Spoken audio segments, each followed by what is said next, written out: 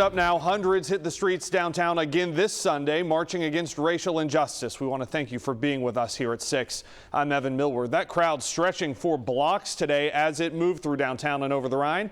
WCPO 9 News reporter Josh BAZAN live in Washington Park, where things are just now ending. Josh.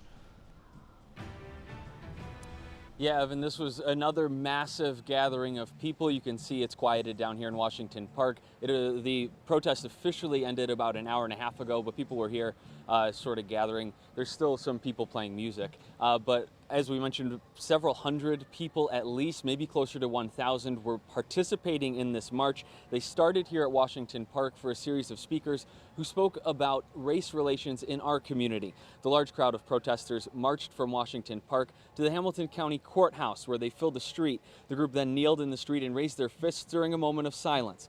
After that, the crowd moved to Cincinnati City Hall, where they continued their protest. Speakers encouraged the crowd to keep this energy going. The protests, of course, started about 5 weeks ago after the death of George Floyd in Minneapolis, and they've continued in cities and communities across the country ever since. Cincinnati For Racial Justice put this march together, and its organizers are calling for more city funding for community projects, mental health services, and other resources that directly support those in need.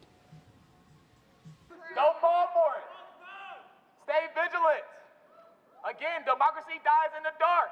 Real change is policy change, implementing real action that will empower communities and bring more accountability to our elected officials and our police officers. We're just here to bring the community together and fight for what's right and fight for racial equality.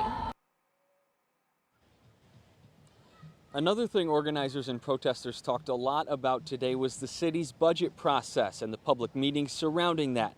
Many of the people who participated today felt like city leaders are not paying much attention to their perspective, but there really is a sense of determination from these protesters. It's something we've been noticing at all of these different marches and protests throughout the last 5 weeks. The people that participate in these really want to see the laws change here in Cincinnati and in Ohio as a result of the demands that they're making. For now, reporting live in Washington Park, Josh BAZAN, WCPO 9 News.